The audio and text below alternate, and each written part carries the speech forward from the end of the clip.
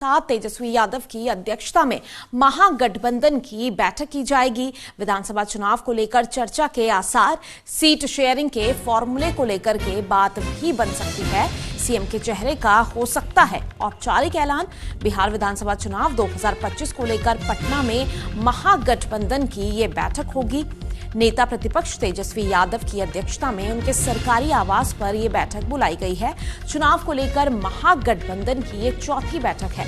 इस बैठक में कई बड़े फैसले भी लिए जा सकते हैं। इसमें सबसे अहम है महागठबंधन का सीएम फेस, जिस पर आज तस्वीर साफ हो सकती है। साथ ही बैठक में सीट शेयरिंग का फॉर्मूला तय किए जाने की भी संभावना यहां पर जताई जा रही है। तो सीएम के चेहरे का आज औपचारिक ऐलान यहां पर हो सकता है। जिस तरह से बिहार विधानसभा चुनाव को लेकर के तमाम राजनीतिक पार्टियां जो हैं वो अब सामने निकल करके आ रही हैं, जनता से वो जुड़ रही हैं, तमाम मुद्दों को लेकर के पक्ष विपक्ष यहां पर देखने को मिल रहा है। और उसी कड़ी में आज तेजस्वी यादव की अध्यक्षता में ये महागठबंधन की बैठक रहेगी। आपको बता दें, इससे पहले भी 3 बैठकें जो हैं वो यहां पर महागठबंधन की तरफ से की जा चुकी हैं। तो वहीं आज 2 बजे के अप्रॉक्स ये जो बैठक है वो होने वाली है, जिसमें कई कड़े और बड़े फैसले यहां पर लिए जा सकते हैं। सीएम फेस भी कहीं ना कहीं रिवील हो सकता है। हालांकि ये कहना अभी जल्दी होगा, लेकिन ये सूत्रों के हवाले से निकल करके खबर जो है वो सामने निकल कर आ रही है कि कहीं ना कहीं सीएम फेस जो है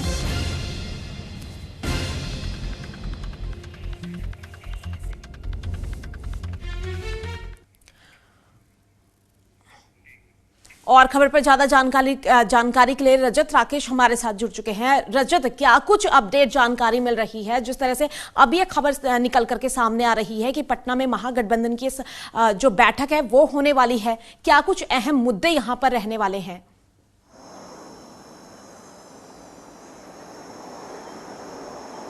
देखिए, ये चौथी बैठक है और एक इंपॉर्टेंट स्टेट है, चाहे वो एनडीए के लिए हो या फिर विपक्ष के लिए जी। बिहार क्योंकि पॉलिटिकली एक्टिव है, यहाँ से एक वेव शुरू होती है, तो दोनों ही पार्टियां चाहेंगी कि अच्छा प्रदर्शन करें। सबसे बड़ी चीज, जैसा आपने बताया, सीएम फेस। आरजेडी इस पर एडमेंट है कि आप तेजस्वी को पहले से घोषित करिए कि वो महागठबंधन के मुख्यमंत्री पद के उम्मीदवार होंगे। डिप्टी सीएम पहले रह चुके हैं, लेकिन कांग्रेस ने अपनी लाइन ली है और जो दिल्ली से संदेश गया है, जो लोग वहां पर बैठक करने जा रहे हैं, जनरल सेक्रेटरी और सेक्रेटरीज इंचार्ज, उनसे साफ कहा गया है कि इस पर अभी नहीं मानेंगे। कांग्रेस का अपना तर्क है। कांग्रेस का कहना है कि बहुत क्लोज फिनिश हुई थी पिछली बार भी। एक ऐसा वोट बैंक है जिसको आप कहते हैं, जो कि एक फैक्टर था लालू यादव का बिहार के अंदर, मुस्लिम और यादव गठजोड़ का, लेकिन वो विनेबिलिटी फैक्टर नहीं बन रहा है। आप देखिए, एक ऐसा बड़ा तबका है जो मुस्लिम यादव की वजह से शिफ्ट हो जाता है बीजेपी की ओर। तो कांग्रेस का जो थिंक टैंक है, उनका ये मानना है कि ये वाला जो वोट बैंक है जो मुस्लिम यादव के विरुद्ध रहता है, अगर आप तेजस्वी को ओपनली पहले से डिक्लेयर करेंगे सीएम, तो वो वोट बैंक फिर शिफ्ट हो जाएगा बीजेपी और नीतीश की तरफ। तो उस वोट बैंक को रोकना है। दूसरा, अगर आप बड़ी बात करें तो सीट शेयरिंग को लेकर बातचीत है।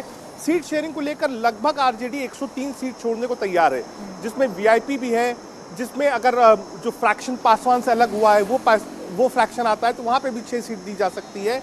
लेकिन इस बार लड़ाई दूसरी है। कांग्रेस पार्टी का मानना है कि जो सीट पिछली बार उनको मिली थी, उसमें से 23 और 24 सीट वो थी जो लालू यादव के समय से लेकर आज तक कभी भी आरजेडी भी नहीं जीती है, वो हमेशा बीजेपी जीती है। तो कांग्रेस का ये कहना है कि पहले सीट पर भी बातचीत हो जाए कि कौन सी सीट कौन लड़ेगा। आप नंबर गेम के लिए यहाँ पर 70 सीट दे देते हैं, लेकिन 25 सीटें वो हैं जो आपने आज तक कभी जीती नहीं बीजेपी से। तो जो ऐसी टफ सीट्स हैं वो आरजेडी और कांग्रेस के बीच में आधी आधी बंटनी चाहिए। जी। अच्छा रजत, एक और चीज यहाँ पर जानना चाहेंगे कि क्या यहाँ पर जो राष्ट्र मुद्दे हैं वो हावी हो सकते हैं क्षेत्रीय मुद्दे पर? बिहार विधानसभा चुनाव में ये तस्वीर क्या देखने को मिल सकती है?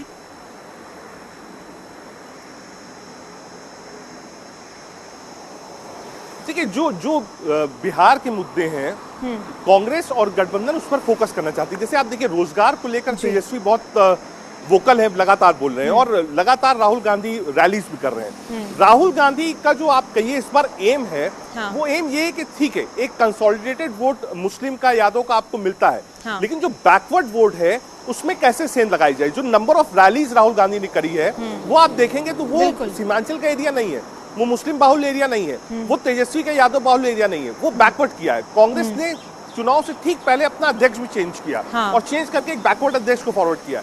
तो कांग्रेस का ही मानना है कि अगर बैकवर्ड वोट में आप सेंध लगाते हैं तब आप गेम में हो, वरना बिहार की जो पॉलिटिक्स है बहुत क्लोज फिनिश होगी। हाँ। जो एंटी लालू वोट है वो शिफ्ट हो जाता है नीतीश और बीजेपी के पास, इसीलिए सरकार नहीं बनती। अच्छा, एक और चीज, अगर हम बीजेपी की यहाँ पर बात करें, एनडीए सरकार की अगर हम यहाँ पे बात करें, तो उनके सामने क्या कुछ चुनौती इस विधानसभा इलेक्शन में देखने को मिल सकती है?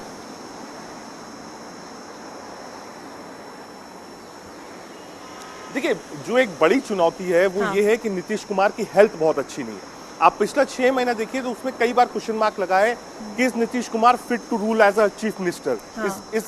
क्या उनकी सेहत बहुत अच्छी है कि वो चीफ मिनिस्टर एक बार फिर से बन सकते हैं? वो एक क्वेश्चन मार्क है, वो एनडीए को डिसाइड करना है।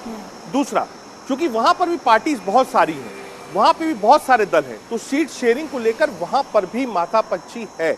लेकिन हाँ, क्योंकि सरकार में है इसलिए आदमी आपस में जो एक रणनीति होती है उसको मिलाकर काम करता है। प्लस उनके पास स्टार कैंपेनर्स नरेंद्र मोदी है, उसका भी एक इफेक्ट होता है। आप देखिए, जिस चुनाव में नरेंद्र मोदी ने किया था वहां पर जो महिला वोट था, अनअपेक्षित जीत पिछली बार बीजेपी के खाते आई थी। तो बीजेपी मानती है कि हाँ उसके लिए पॉजिटिव साइन है। लेकिन हाँ, बीजेपी ये भी जानती है कि नीतीश कुमार को क्या यहाँ से आगे लेकर चल सकते हैं, क्या नीतीश कुमार के नाम पर फिर से वोट मिलेगा, या फिर यूथ के तौर पर आरजेडी उस पॉजिटिव पॉइंट पे आगे है कि हाँ एक यूथ को वो आगे करना चाहती है। अच्छा, एक और चीज है, जिस तरह से ठीक लोकसभा चुनाव से पहले नीतीश कुमार फिर से पलटी मारते हुए नजर आए थे, एनडीए में वो वापस आ गए थे, तो अब जो सीएम फेस को लेकर के बीजेपी की तरफ से खबर निकल करके सामने आ रही है कि कहीं ना कहीं ये मुश्किल हो सकता है कि नीतीश को वो फेस बनाए। लेकिन वहीं अगर जेडीयू की तरफ से, नीतीश की पार्टी की तरफ से देखें तो वो पोस्टर गेम भी यहाँ पर कहीं ना कहीं एनडीए के खेमे में देखने को मिला है। जिस तरह से 25 से 30 इस बार फिर से नीतीश, इस तरह के पोस्टर यहाँ पर भी देखने को मिले थे। तो बीजेपी के लिए क्या, कितना जरूरी है कि पहले वो इस तरह की जो पॉलिटिक्स है, अपनी पार्टी के अंदर ही जो उनकी वो पॉलिटिक्स चल रही है उससे बाहर निकले, कितना जरूरी हो जाता है ये एनडीए के लिए?